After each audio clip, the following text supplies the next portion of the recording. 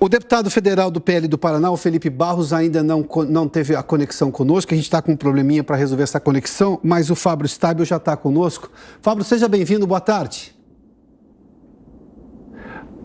Acho que eu estou sem seu áudio. Boa tarde, testando agora. Agora sim. Bom, isso me permite perguntar se eu realmente pronunciei seu sobrenome de forma correta. Sim, Fábio Stabile, corretíssimo. Tá bom, então. Stabile, me conta, até que o deputado chegue conosco, qual é a sua opinião exatamente? Porque esse não é um tema tão simples.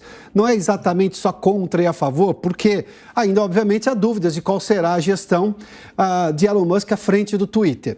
Até porque também boa parte das críticas que se faz poderia ser feita de sinais trocados à atual gestão do Twitter em relação à moderação de conteúdo para um lado e para o outro. Qual é a sua posição, Fábio? Olha, é algo novo, a gente vai ter que aprender com essa situação e entender. Vamos pensar o que o Musk informou ao Conselho de Diretores, né? Ele fez 4 afirmações. Primeiro, que ele acha que a liberdade de expressão é um dos princípios da democracia, isso tem sido falado bastante. Segundo, que ele vai combater bots e spam, né? A gente sabe que as redes sociais têm um grande problema disso, e no passado a gente viu que nos combates do Twitter e outros, às vezes seguidores perdem, o influenciador perde 2, 3 milhões de seguidores em contas e isso pode gerar atrito. A terceira coisa que ele falou é que ele vai abrir o algoritmo, isso é incrível, mas não é fácil de fazer. E a quarta é que ele vai autenticar as pessoas, você vai poder botar a sua identidade ali e dizer que a conta é sua.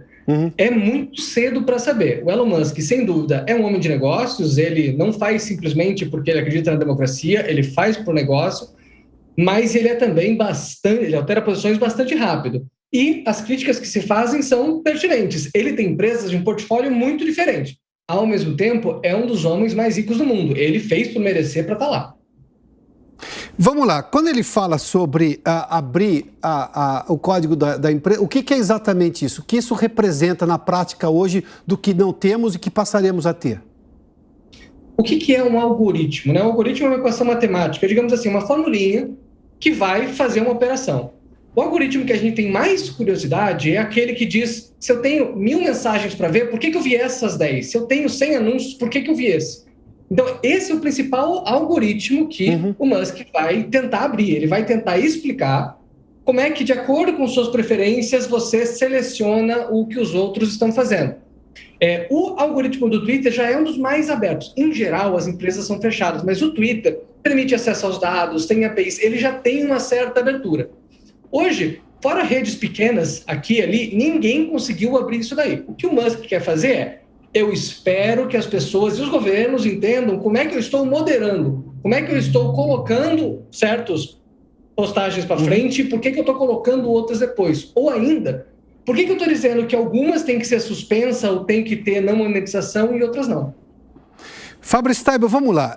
2 declarações dele, do Elon Musk, que chamam a atenção, porque, de alguma forma, elas vão exatamente ao encontro do que se espera de redes sociais, do que as pessoas tinham na liberdade do dia a dia que elas falavam antes das redes sociais, e as redes sociais amplificaram isso, para o bem e para o mal. Mas, enfim, ele prometeu liberdade de expressão, que é um ganho da sociedade, da humanidade como um todo, e diz que quer autenticar todos os humanos, ou seja, evitar os robôs, coisa que você já mencionou. E ao autenticar, ele vai dar liberdade às pessoas e reconhecimento, porque hoje o Twitter tem um tipo de escolha que só pessoas muito famosas ou que são seguidas por determinado grupo de pessoas, um número de pessoas, acaba tendo aquele tique azulzinho, de alguma forma, se não me engano é azul, enfim, mas está lá, né? Aquilo dá uma certa notoriedade para as pessoas. E não raro as pessoas usam aquilo para dizer que elas são importantes. Eu confesso a você que eu não consigo entender onde uma coisa está ligada à outra. Mas vamos lá.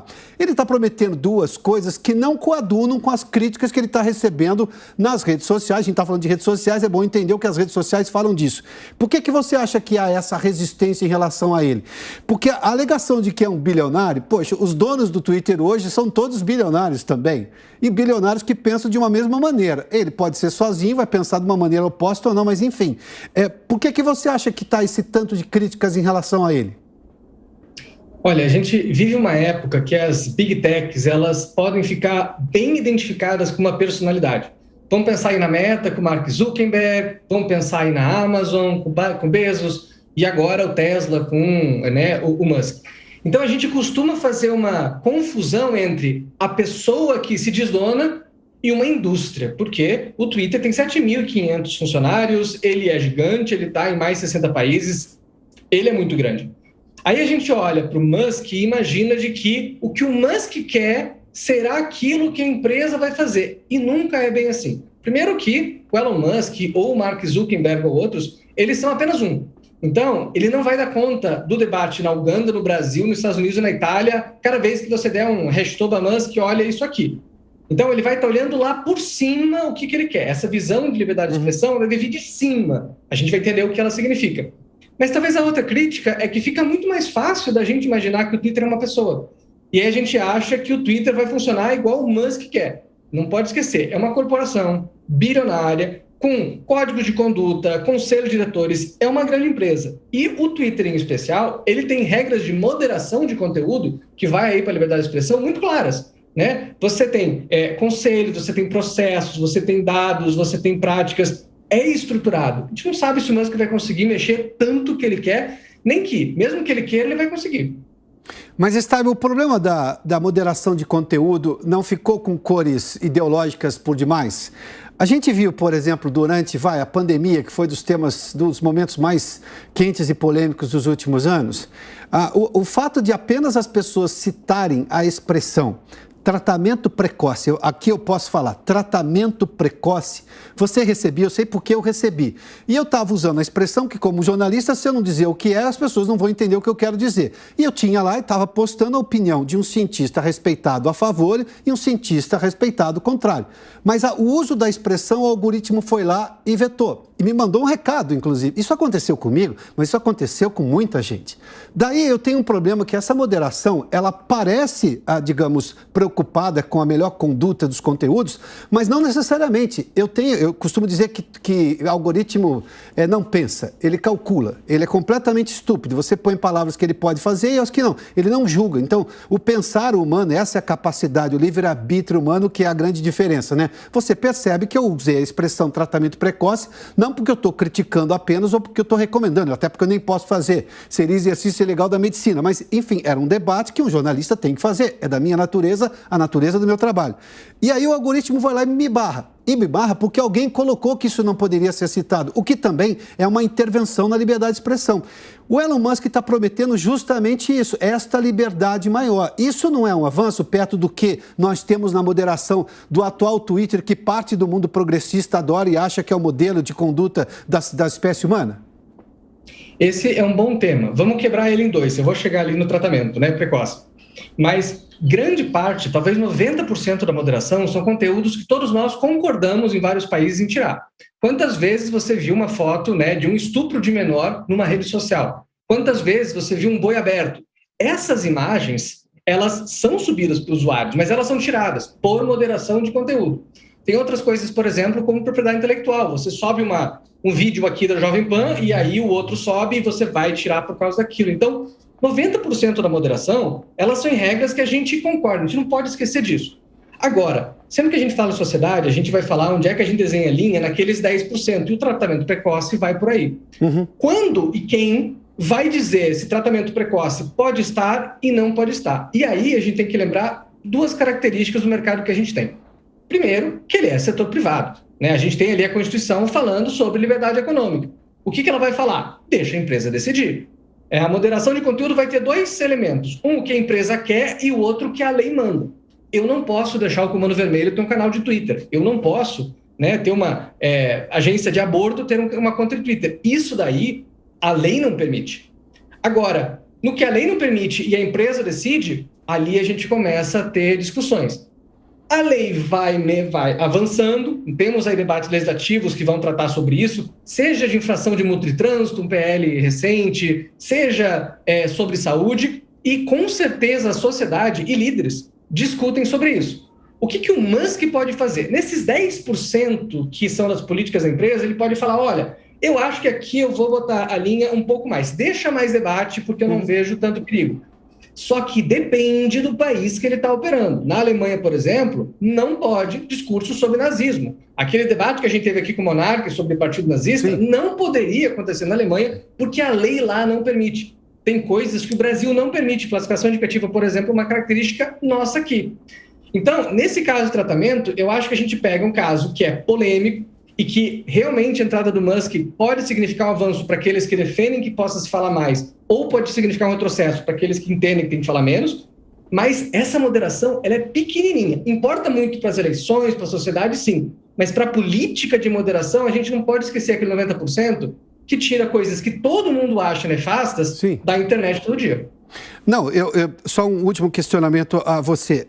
Óbvio que ninguém está pretendendo aqui liberar, pela lógica da liberdade de expressão, que o estuprador vá lá e faça campanhas sobre estupro. Óbvio, isso aqui é uma questão, é um valor social, as pessoas não aceitam isso.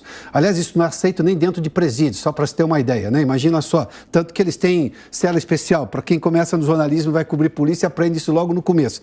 Mas eu estou falando de questões que, por exemplo, a sociedade não tinha certeza, porque eu falo dessa questão da pandemia, porque isso foi muito notório, foi muito percebido, e chamou a atenção porque a gente não tem até hoje, nós estamos em 2022, as certezas sobre o que foi a pandemia, sobre o que foi o Covid, o que é o vírus exatamente, porque a gente está vendo novidades do vírus, todo dia sai alguma informação nova. A gente teve vacinas, sim, que foram atenuantes, mas elas estão longe de ser exatamente a solução de todos os problemas, mas foram atenuantes gigantescos, essa é a realidade que nós temos de voltar às liberdades que tínhamos antes da pandemia.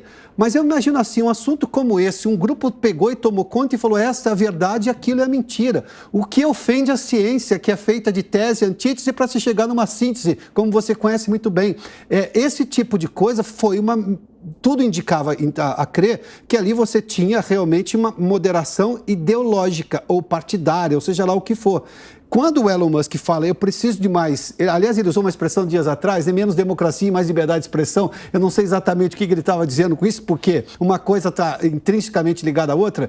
Esse tipo de coisa a gente vai ter novidade, ele vai impor isso à nova gestão do Twitter, dizendo, olha... Isso precisa ser discutido, então isso vai estar liberado. Claro, o que é obviamente um problema e proibido nos países, como você citou a questão da Alemanha, tudo bem, mas as outras coisas podem ser discutidas, até porque ninguém tem certeza sobre isso, então o debate vem justamente, é assim que a sociedade avança sobre coisas desconhecidas, ela debate, não é? Sim, e tem debates que não representam um perigo à sociedade. Vamos falar de terraplanismo. Quem quer defender que a Terra é plana não causa um dano à coletividade. Né? Você pode discordar, mas é um debate. Se alguém quer dar atenção a isso, não é problema. Talvez a discussão aqui seja quando nem a lei, nem os stakeholders, nem os parceiros têm uma convergência sobre o que é, alguém vai bater o martelo. E a questão é, quem é esse alguém? Os governos vão falar o seguinte, o martelo é meu, aqui vale aquilo que a lei diz. O setor privado vai falar, aqui vale aquilo que eu acho. E vai haver um conflito. Eu acho que a crise do Covid, a gente viu exatamente isso daí colocando, e talvez sejam esses debates que levam a sociedade para frente. Vamos imaginar, por exemplo, 30 anos atrás, se a gente fosse discutir união homoafetiva, facilmente você teria um debate de que não é ilícito, porque não pode. Hoje você tem um debate de que é lícito, deve-se. Então, eu acho que o tratamento precoce, eu acho que ele ensina a sociedade de que, atenção, e a gente está entendendo para onde é que a gente quer ir. Ter o Elon Musk ali na cadeira mostra de que a gente tem alguém disposto a rever essas regras. O que ele vai fazer com isso ainda é uma incógnita. Fábio Staiber, muitíssimo obrigado pela gentileza da entrevista aqui. Infelizmente, o deputado Felipe Barros não conseguiu conectar, não deu para fazer o debate, mas agradeço a gentileza de nos atender. Fábio, boa tarde a você, hein? Agradeço muito o convite.